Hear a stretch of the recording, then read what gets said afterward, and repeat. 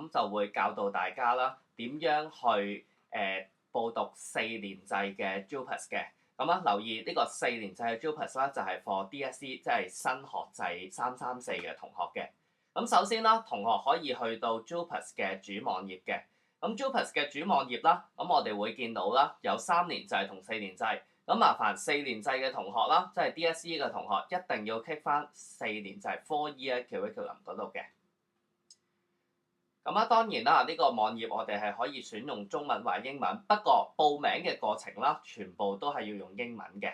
咁我喺上高啦，可以揀翻個主網頁係中文，所有嗰啲注意事項啦，或者一啲實用資料啊，或者一啲報名嘅詳情嗰啲手冊啦，都可以喺實用資料嗰度下載嘅。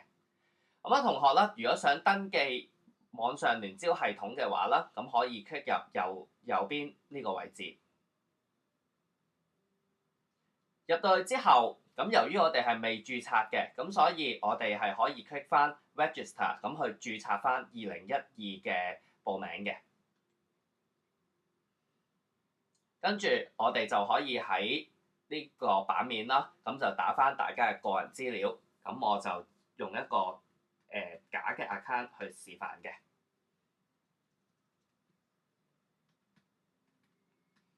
打翻佢嘅姓啦，同埋名啦，中文名。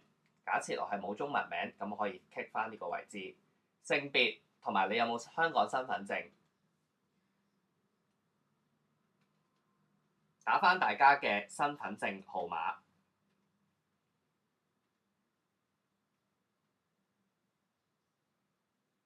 出生日期。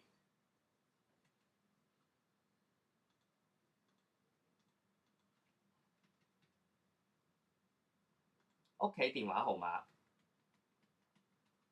同埋建議同學啦，一定要留翻一個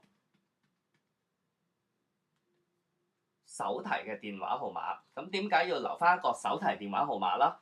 因為喺下邊呢行有得俾你揀啦。因為 JUPAS Office 啦，咁就會通過 SMS 去通知同學啦。如果有啲咩面試啊，或者係學院有啲咩新信息，都會通過 SMS 同埋 email send 俾大家嘅。咁好建議同學啦，登記翻自己嘅手提電話號碼。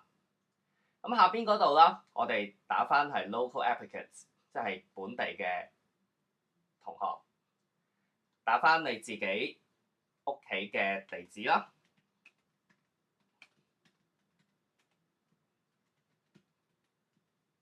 揀翻地區，跟住下低我哋需要打翻一個真實嘅 email 地址。咁請大家小心核對清楚，你打嘅 email 地址係冇錯誤嘅，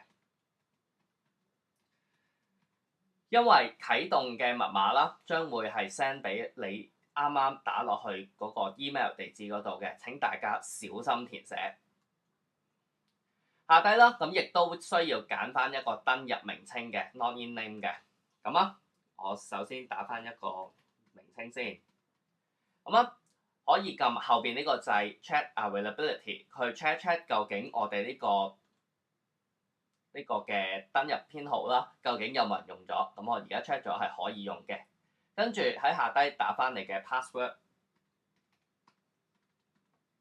重複打多次。跟住下低要打翻下低所產生嘅號碼。當打晒所有資料，請同學啦再檢查一次自己有冇打錯。例如我頭先喺度發現打錯自己個名喎，咁我哋可以檢查改翻佢。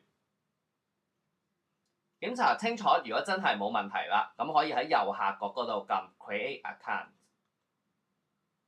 咁我 create account 之後啦，就應該會有個 applicant record 噶啦。咁請大家亦都小心核對自己嘅資料係確保係正確嘅。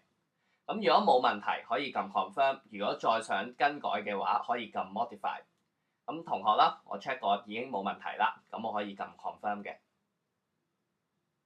咁啊，以上嘅畫面啦就完成咗啦。咁啊，亦都完成咗註冊嘅程序。